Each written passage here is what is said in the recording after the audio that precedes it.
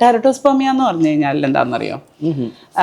ഹസ്ബൻഡിന്റെ സെമൻ നമ്മൾ ടെസ്റ്റ് ചെയ്യുമ്പോൾ അതിനകത്ത് അബ്നോർമൽ ഷേപ്പിലുള്ള ബീജങ്ങൾ, അതാണ് ടെറട്ടോസ്പെർമിയ പറയുന്നത്. അപ്പം നമ്മൾ സെമൻ ടെസ്റ്റ് ചെയ്യുമ്പോൾ അപ്പോൾ ഒരു കാരണം അബോഷന് ഇവരുടെ ഈ അബ്നോർമൽ ബീജങ്ങളായിരിക്കാം. മറ്റൊരു കാരണം എന്താണെന്ന് വെച്ചാൽ ഈ PCOSൽ നമ്മളിങ്ങനെ നിറയെ കുഞ്ഞു സിസ്റ്റുകളുണ്ട്, അതാണല്ലോ PCOS. അപ്പൊ ഈ സിസ്റ്റുകൾ ശരിക്കും പറഞ്ഞാൽ എഗ് ഹാഫ് ഡെവലപ്പ് ചെയ്ത് ഇരിക്കുന്നതാ. ഇത് 2 സെന്റിമീറ്റർ ആകുമ്പോഴാണ് ഓവുലേഷൻ ആയിട്ട് വിരിയണേ.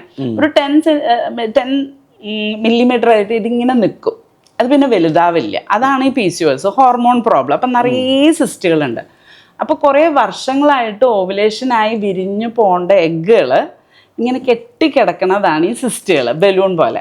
അപ്പൊ ഇതിനകത്ത് ഹാഫ് ഡെവലപ്മെന്റിൽ ഇരിക്കുന്നത് കാരണം ഈ അണ്ടങ്ങൾ, ഈ എഗ്സ് ഒക്കെ മ്യൂട്ടേഷൻ സംഭവിച്ചിട്ട് പലത് അബ്നോർമൽ ആവും. കാരണം പകുതി ഡെവലപ്മെന്റിൽ കുറെ നാൾ ഇരിക്കുന്നു, പിന്നെ മരുന്ന് കൊടുക്കുമ്പോൾ അല്ലെങ്കിൽ തന്നെ അത് വലുതായി വിരിയുന്നു. അതപ്പോൾ അബ്നോർമൽ ആണെങ്കിൽ ഉണ്ടാവുന്ന ഭ്രൂണം അബ്നോർമൽ ആണ്. അപ്പൊ ആ ഒരു കാരണം കുറെ അബോർഷൻ ഉണ്ടാവും. അത് മാത്രമല്ല, ഇവരുടെ ഹോർമോൺസ് അബ്നോർമൽ ആണല്ലോ. LH-FSH അബ്നോർമൽ ആണ്, ടെസ്റ്റോസ്ട്രോൺ അബ്നോർമൽ ആണ്, പലർക്കും തൈറോയിഡ് പ്രശ്നമൊക്കെ ഉണ്ട്. അപ്പം ഈ അബ്നോർമൽ ഹോർമോൺ കാരണം അബോർഷൻ ഉണ്ടാവാം.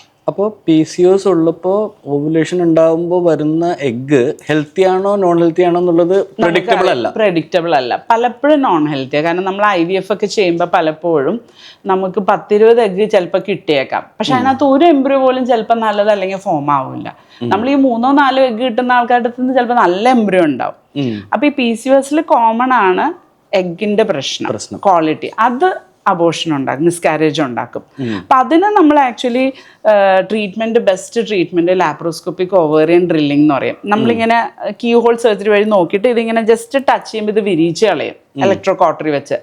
അപ്പം പഴയ എഗ്സ് ഒക്കെ ഇങ്ങനെ വിരിച്ച് കളയുമ്പോൾ നമുക്ക് ഫ്രഷ് എഗ്സ് വരുമ്പോൾ മിസ്കാരേജ് റേറ്റ് കുറവ് കാണും. മാത്രമല്ല, നമ്മൾ ഈ ഇലക്ട്രോ കോട്ടറി വെച്ച് ചെയ്യുമ്പോൾ ഈ അതിൻ്റെ എഫക്റ്റ് ഓൺ ഓവറി കാരണം ഹോർമോൺസ് നോർമൽ ആവും. അപ്പം ഇങ്ങനെയുള്ള കേസിന് ആക്ച്വലി ലാപ്പ് നല്ല എഫക്റ്റീവാണ്.